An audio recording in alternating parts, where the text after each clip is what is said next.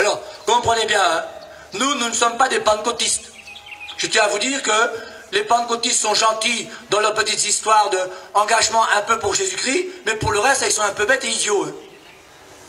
On n'a pas le temps aujourd'hui de parler des nouvelles églises. Mais si on pouvait le faire, on le ferait.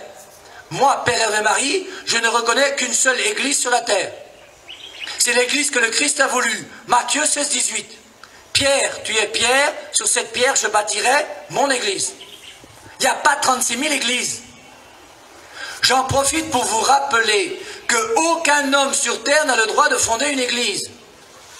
Un fondateur d'église est par essence un type idiot. Parce qu'on ne peut pas fonder une église. Fonder une église, ça n'a pas de sens, mes amis. La seule personne qui peut fonder une église s'appelle Dieu. Et l'église n'a été voulue que par Dieu. Et le seul Dieu qui a fondé une église s'appelle Jésus. En dehors de l'église de Jésus, il n'y a pas d'autre église sur la terre. Tout le reste, c'est du boucan. On vous trompe.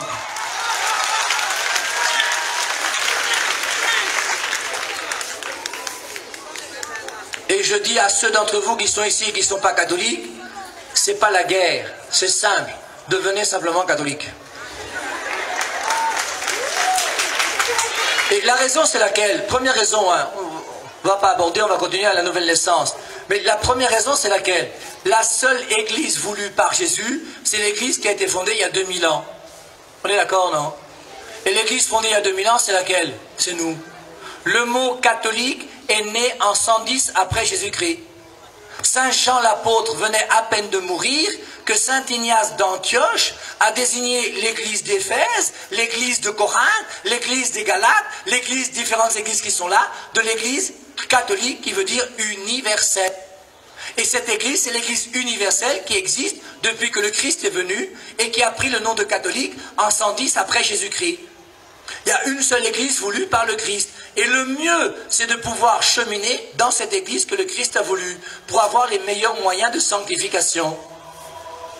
Mais plus important que le problème des églises et des dénominations, même s'il est bon de réfléchir sur les dénominations et sur la vérité par rapport à l'enseignement du Christ, la chose la plus importante, c'est d'abord de donner sa vie à Jésus.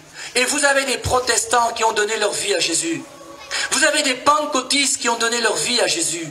Et toute personne qui a donné sa vie à Jésus est mon frère. Et c'est pour ça que dans notre église catholique, il y a ce qu'on appelle l'œcuménisme. Et l'œcuménisme, c'est essayer de faire que tous ceux qui ont donné leur vie au Christ puissent se retrouver ensemble pour prier le même Jésus. Nous avons le même Nouveau Testament avec 27 livres. Avant de commencer à s'engueuler les uns les autres, essayons de mettre en commun ce qu'on peut mettre en commun.